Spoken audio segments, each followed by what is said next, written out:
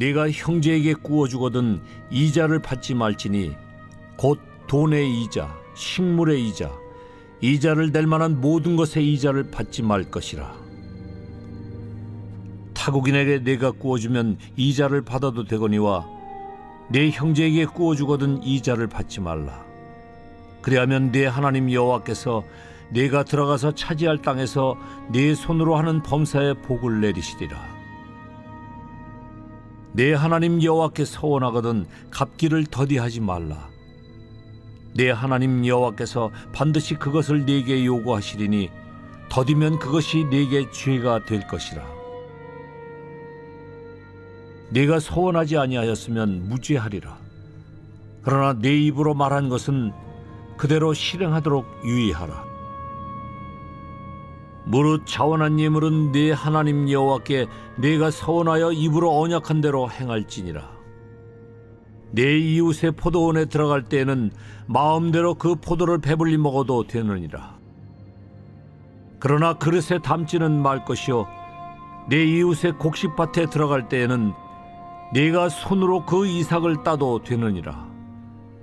그러나 네 이웃의 곡식밭에 낫을 대지는 말지니라. 사람이 아내를 맞이하여 데려온 후에 그에게 수치되는 일이 있음을 발견하고 그를 기뻐하지 아니하면 이혼 증서를 써서 그의 손에 주고 그를 자기 집에서 내보낼 것이요 그 여자는 그의 집에서 나아가서 다른 사람의 아내가 되려니와 그의 둘째 남편도 그를 미워하여 이혼 증서를 써서 그의 손에 주고 그를 자기 집에서 내보냈거나 또는 그를 아내로 맞이한 둘째 남편이 죽었다 하자. 그 여자는 이미 몸을 더럽혔은즉 그를 내보낸 첫 남편이 그를 다시 아내로 맞이하지 말지니 이 일은 여호와 앞에 가증한 것이라. 너는 네 하나님 여호와께서 네게 기업으로 주시는 땅을 범죄하게 하지 말지니라. 사람이 새로이 아내를 맞이하였으면 그를 군대로 내보내지 말 것이요 아무 직무도 그에게 맡기지 말 것이며 그는 1년 동안 한가하게 집에 있으면서 그가 맞이한 아내를 즐겁게 할지니라. 사람이 맷돌이나 그 윗짝을 전당 잡지 말지니 이는 그 생명을 전당 잡음이니라. 사람이 자기 형제 곧 이스라엘 자손 중 한 사람을 유인하여 종으로 삼거나 판 것이 발견되면 그 유인한 자를 죽일지니 이같이 하여 너희 중에서 악을 제할지니라. 너는 나병에 대하여 삼가서 레위 사람 제사장들이 너희에게 가르치는 대로 내가 힘써 다 지켜 행하되 너희는 내가 그들에게 명령한 대로 지켜 행하라. 너희는 애굽에서 나오는 길에서 네 하나님 여호와께서 미리암에게 행하신 일을 기억할지니라. 오늘 말씀은 관심과 보호라는 제목으로 함께 말씀을 나누겠습니다. 이제 먼저 본문에서는 19절에서 20절 말씀에는 형제들에게는 무엇을 구워준 다음에 이자를 받지 말고 타국인에게는 이자를 받아라 이렇게 말씀을 하고 있는데요. 오늘날의 이자의 개념과 또 이스라엘 백성들이 가나안 땅에 정착하게 되는 그 상황에 대한 상황이 좀 차이가 납니다. 그래서 오늘 예를 들면 우리가 누구에게 돈을 빌려줬거나 또는 은행에 넣어서 이자를 아예 받지 마라 이런 이야기로 해석하는 것은 조금 어울리지 않는 그런 본문이기는 합니다. 그러면 이제 이 본문에서 이자에 대한 이야기는 어떤 것이냐면 과거에 이제 이스라엘 백성들이 정착하게 되는데 가장 밑바닥까지 도저히 살 수 없는 상황이 생기는 겁니다. 뭐 농사를 짓거나 뭘 하거나 그럴 때 그런 가운데서 이자를 받아서 이렇게 돈을 꾸어서 이제 삶의 터전을 일어나야 되는 상황이 되는 겁니다. 먹고 사는 것도 안 돼서 그래서 그것을 위해서 빌려주었으면 그게 일어날 수 있도록 기다려주고 도와줘야 되는 것이지 이자를 받아서 결국은 내 부를 축적하는 것으로만 삼지 아니해야 된다 이런 이야기를 말씀하고 계시는 내용입니다. 결국 극빈자가 살아갈 때 가장 중요하게 여기는 게 뭐냐 그 사람의 생존권이라는 것이지요. 오늘 우리에게도 마찬가지입니다. 이런 법들이 좀 더 많아야 되는 것인데 우리 한국에도 기초생활수급 대상자다 뭐다 이런 것들이 있죠. 다 이런 일들이 사실 이 본문과 관련되어지는 이해로 보시면 좋을 겁니다. 아마도 제가 와서 들으니까 그렇더라고요. 어떤 사람이 뭐 이렇게 문제가 생겨서 이렇게 월급이 차압된다고 하더라도 기초생활수급 대상자가 되거나 뭐 하거나 그러면 그 돈은 절대 못 나가게끔 그렇게 하는 법들이 있는데요. 바로 이 성경에서 출발해서 그 사람들의 생존권은 보장해야 된다. 이런 의미로 발전한 내용이라고 할 수 있습니다.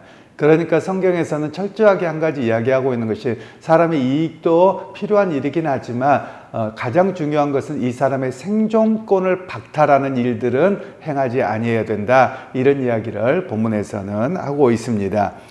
그리고 이제 21절에서 23절 말씀에는 서원에 대한 이야기를 합니다. 하나님께 이렇게 하겠습니다 라고 어떤 서원을 하면 너희가 그것을 꼭 지켜야 된다. 지키지 아니하면 하나님께서 심판하시겠다. 이런 이야기를 하십니다. 차라리 서원하지 않은 것이 나은데 너희가 하나님의 이름으로 쉽게 공수표를 남발하고 뭐라고 이러지 말라라는 이야기를 하고 계시는 거죠. 그러면서 이 말씀은 결국 어떤 일로 이루어지냐면 우리의 삶의 사람의 관계에서도 이야기를 합니다. 특별히 뭐 이제 이번 주가 투표철이어서 사실 좀 조심스럽긴 합니다만 우리가 대학을 다닐 때도 보면 총학생회장이 나오고 뭐 학생회장이 나옵니다. 그러면 이 사람들이 뭘 하냐면 자기의 공약을 발표합니다. 그러면 공약에 대해서 우리가 농담 삼아 하는 것이 빌공짜다. 그러니까 비어있다. 말만 뭐 하겠다 그래 놓고 실상은 안 한다. 이러면서 우리가 학생 이렇게 투표할 때도 그런 이야기를 종종 했습니다만 지금의 우리나라의 뭐 많은 선출직을 보면 그런 경우가 많이 있는 것 같습니다. 사실은 그들이 이렇게 우리가 그런 사람들을 투표를 해줘서는 아니 됩니다. 그러니까 계속 거짓말만 하고 공짜 비어있는 그것만 말만 하고 말아버리는 것이죠. 그것을 차근차근 이행하고 준비되어지도록 하는 그런 일들이 되어야 되는데 이 사람들에게 오늘 성경에서 말씀하고 있는 것은 하나님 앞에서의 서원이면 여러분 사람들이 눈앞에 보이는 사람에게도 속이기 쉽습니다. 그러니까 하나님께서는 이 속이는 일들을 하지 말라 이런 의미로 오늘 우리에게 말씀하고 있는 내용들입니다. 그리고 이제 24절에서 25절 말씀에는 혹시 너희가 이웃의 포도원이나 밭을 들어갔을 때 따먹어도 된다는 거예요. 그런데 뭐는 하지 말라. 거기다가 그릇을 들고 가서 따갖고 오거나 낫을 대어서 배워오지 말라. 이렇게 이야기를 하는 겁니다. 이 말씀은 그냥 아무 집에나 들어가서 따먹어라 이런 의미는 아니고요. 만일 남의 집에 가서 노동을 하게 됐습니다. 그러면 한두 개의 맛은 보고 내 배는 채울 수 있다는 거예요. 그런데 그것을 가지고 와서 내 이익을 취하기 위해서 담아오는 일은 올바른 일이 아니고 그것은 죄에 해당되는 것으로 성경은 말씀하고 계시는 겁니다. 그래서 성경에서는 예수님께서 나중에 이 본문을 가지고 이야기를 하시는데요. 예수님의 제자들이 밀밭을 걸어가다가 배가 고파서 밀밭을 까불어서 먹었습니다. 그랬더니 하는 이야기가 안식일 어겼다 뭐 했다 이렇게 이야기를 할 때 주님께서 이 본문의 말씀을 가지고 이야기하는 겁니다. 배고픈 자는 그것을 가지고 잠깐 비벼서 먹을 수는 있는데 그것을 만일 이렇게 수확을 했다라고 하면 죄가 되지만 그렇지 않지 아니하느냐. 즉 사람의 가장 중요한 것은 생존권인 것이죠. 그래서 그 생존권이 배고픔이 해결되지 아니하면 안 돼서 그것에 대해서는 허용 갖는 의미를 이야기합니다. 만일 이 본문을 잘못 이용해서 남의 집에 가서 따먹어도 된다더라. 그래서 남의 포도원에 들어가서 또는 과실밭에 들어가서 그냥 먹어도 된다니까 뭐 실컷 배 터지게 먹고 와서 성경이 이러지 않냐고 이런 말은 해당되지 않습니다. 그러니까 성경 본문을 바르게 이해하고 본문에 주어진 의도를 깨달아야 됨을 오늘 우리에게 말씀하고 있는 내용입니다. 그리고 이제 24장 1절에서 이제 4절 말씀에는 이제 결혼 관계 속에서 피치 못한 상황을 이야기를 하고 있는데요. 어떤 사람이 결혼을 했습니다. 그런데 아내가 못마땅해서 이혼을 했다고 하십시다. 그러면 그 이혼한 여인에게 이혼 증서를 써서 보내라는 거예요. 그러면 왜 이혼 증서를 쓰라고 이야기를 하냐면 당시에는 그냥 내보내면 이 여자는 죽습니다. 돌에 맞아 죽습니다. 왜냐하면 그렇게 내보내면 부정한 여인이라고 하는 것이 되어지기 때문에 당시에 동네 사람들이 돌에 맞아 죽을 수밖에 없는 그런 상황입니다. 그래서 이 여인의 생존권을 보장하라고 하는 말씀이 이혼 증서를 써서 보내라는 겁니다. 그러면 이 말씀은 이혼해도 된다 이 말을 하는 건 아니에요. 우리가 좀 본문을 잘 이해하셔야 됩니다. 우리는 보통 성경 본문에서 이야기를 하다 보면 이런 경우가 있다, 예외적 조항이 있으면 이혼해도 된다더라, 그러니까 이혼하자, 이런 이야기를 하는 것은 아니고 피치 못해서 이런 상황이 발생했을 때 어떻게 하느냐라는 이야기를 하는 겁니다. 여러분 각 가정에서도 다 봐보세요. 내가 피치 못할 상황들이 생길 수 있습니다. 그럼 피치 못할 상황을 우리는 이해해주고 그 일들이 다시 발생하지 아니하도록 해야 될 필요성이 우리에게 있음을 말씀하죠. 그런데 이런 경우가 있었다고 오늘 성경은 예를 들어서 설명을 하는데요. 그래서 첫 번째 남편이 이 아내를 이혼 증서를 주고 보냈습니다. 그럼 이 사람이 결혼해도 되거든요. 그런데 이 둘째 결혼한 사람이 살다가 마음에 안 들어서 또 이혼 증서를 내어 보냈습니다. 그런데 첫째 남편이 이 여인이 좋아서 다시 이 사람하고 결혼하겠다, 성경 그걸 금하는 겁니다. 그러니까 물론 이 첫 번째 남편이 아마도 이렇게 해석할 수도 있겠습니다. 이 여인이 딴 사람한테 시집간 상황이 아니라면 다시 회복할 수는 있겠죠. 그런데 딴 사람한테 시집갔는데 다시 그 사람을 내 아내로 맞아야 한다, 이것은 올바른 일이 아니다, 이렇게 성경은 말씀하고 계시는 내용입니다.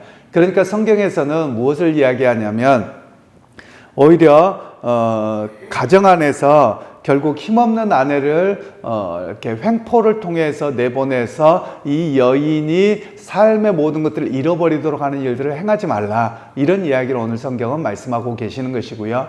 그리고 특별히 여러분이 가끔 중동 지방의 이렇게 이야기들이나 또 문화들을 보다 보면 여성들의 삶은 자기 주도권이 아무것도 없습니다. 그러니까 만일 이것이 먹고 사는 문제하고 연결되거든요.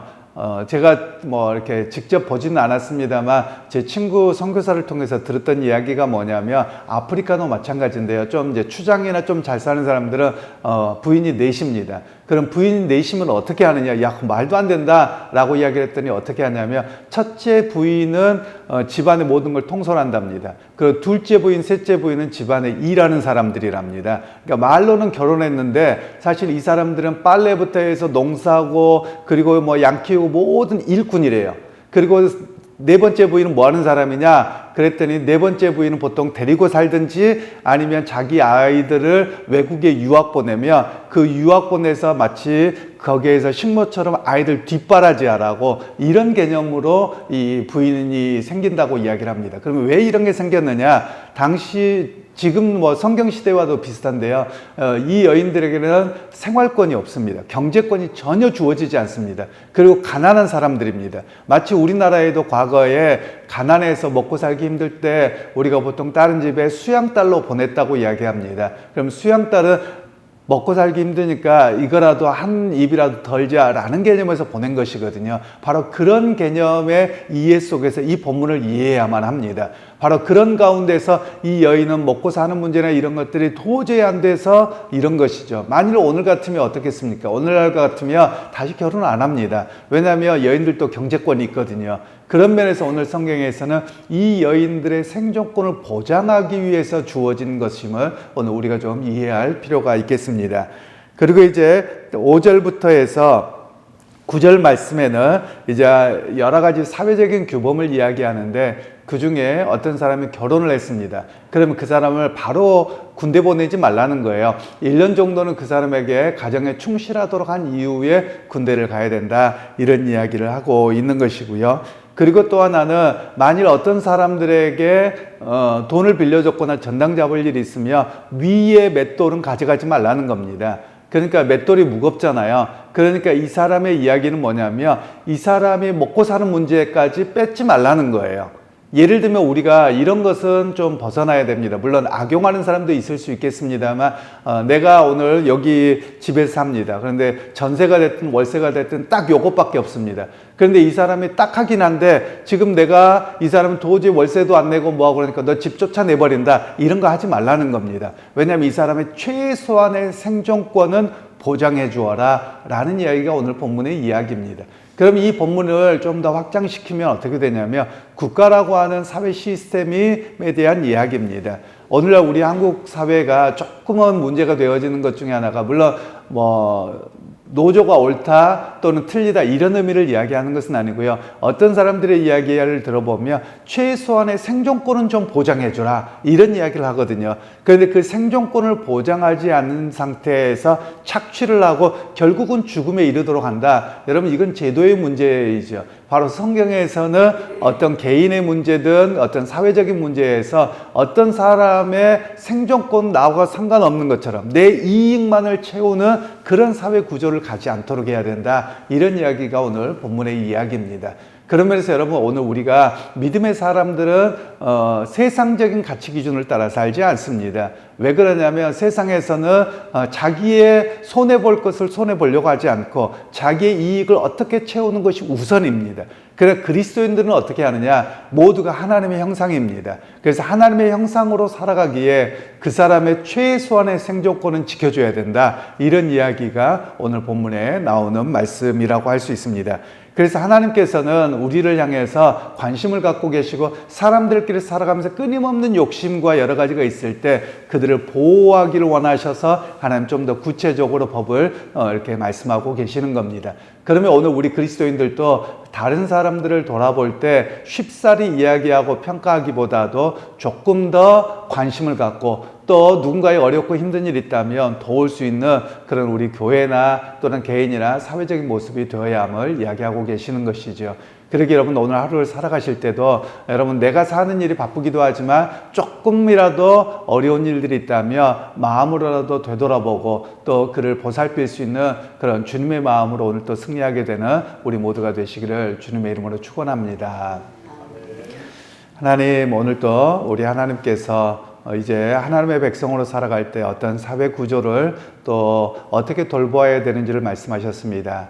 하나님 내가 사는 일도 바쁘고 때로는 고달프기도 하지만 생존권 자체가 박탈되고 어려운 이들을 되돌아볼 수 있는 그런 우리의 믿음도 허락하시고 주의 말씀을 좇아서 좀 더 건강한 사회를 만들어가는데 한 걸음 한 걸음 나아가는 우리 모두와 또 우리 한국 사회가 될 수 있도록 은혜 베풀어 주옵소서. 예수님의 이름으로 기도하옵나이다.